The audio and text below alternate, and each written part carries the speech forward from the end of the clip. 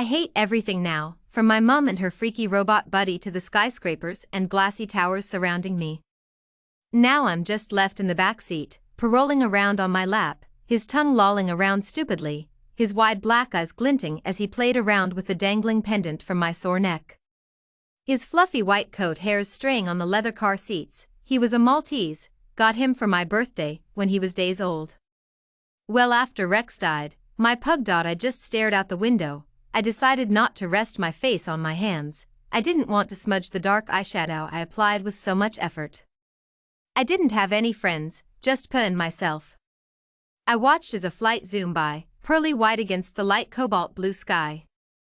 Mum's taking me to the robot museum over in Tokyo, just a bunch of rubbish on how robots came to be. Mum's a scientist, specifically specialized in making some bots who basically do nothing. They aren't even aesthetic. I'm going to honestly say, they look like pieces of metal put together to look humanoid with a dead lunatic face.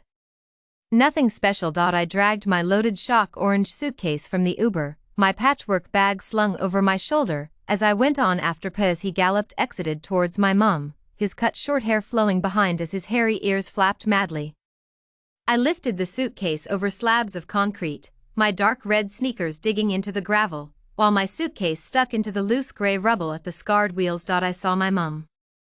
Dark hair, streaking bold amber eyes, wide monolid with glinting white teeth, and dramatically short bobbed hair, curled lightly, dark and ultramarine. I gave a quiet wave at my mother who just stood smiling wildly. The ugly robot waved continuously, beeping with highs, electric blue smiley face on his TV-like screen. Apparently it's face.time. Skip Mum said this morning we'd be going to the museum. Got too late last night according to her. I grabbed my phone by rubber cat ear of the pink case, swiping through to see if my old friend I had in 5th grade messaged me, just in case she remembered. I sighed, disheartened with my latest message from my old gran, who I replied to last night with a cheery thank you, Grandma. I was surprised, pets were allowed to enter, although they could be left at a small playground. Well, I'll look after Pa for the afternoon. You can take Bybot with you to explore the museum. Come back by 6:30 p.m., a bit before would be better. My mother smiled wide and enthusiastically, but I wasn't. Yeah. Whatever. I put Pa down, giving him a last kiss before strutting away, the stupid robot trailing behind. I looked down at my phone, the map of the museum screenshotted into my iPhone. I pushed my uneven bangs behind my ornamented ears, stray hairs of dusky purple against my tanning face. Out of utter frustration, I exhaled sharply, my eyelashes twitching uncomfortably, the phone vibrating with battery low labeled clearly. I dumped my phone into the ample pockets of my jumper, irritated and agitated by how lost I was feeling. I slumped down on the wooden bench, my hands resting against the wood, face sullen, eyelids drooping with the loss of excitement. Nothing is going to turn out right. It's all because of these horrible robots, I bellowed, kicking the canister bin mercilessly. That scraps of wasted tissue came flying out, but all that really happened was that a thickening pain jabbed through my foot, my nails ached out of deep passions of seething agony. I shriveled down to my bench, clutching my foot, squeezing the rushing pain that bubbled through my veins.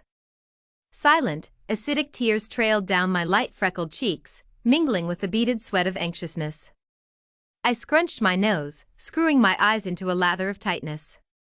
I didn't know what to do. I whimpered, arching my back as the tears flowed freely, for no one was going to stop them. I know that if you were still here, I wouldn't be like this, Mum wouldn't be like this, even life would have been better. Why'd you leave me, Dad? I wept, crystal tears rolled down, slipping into the fabric of my tights.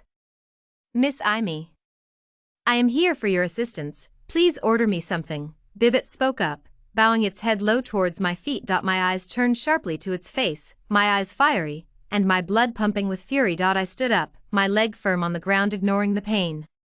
You know what, I actually do have an order for you, and that is to shut your irritating mouth up and leave me alone, groaned, picking my backpack up and limped towards a bright red door. I turned halfway, pivoting to look back at the lifeless creature. And I'm sure I won't need a bit of your assistance, I'm fine on my own. Thank you, I stated curtly, nose stud heating up from the hot air I blew from my nose. I pushed open the door that clearly stated, "Authorized personnel only." I felt like nothing for a moment. Just going down and down until I'd finally hit the floor. My heartbeat soaring, and an unconscious feeling of nothing slipped into my soul. I felt something hit hard against my face, my forehead precisely, and I rushed right into something, missing the ball pit. I rubbed my hand against my forehead, trying to soothe the struck pain, until I realized the blaring red button that said, "Do not press." I didn't understand what was going on until I realized things didn't feel right. My phone vibrated uncontrollably while white eyes watched intently into mine. The silvery figure moved out the curtains, a monstrous robot, humanoid with a robe-twisted smile, and a dagger out his arm.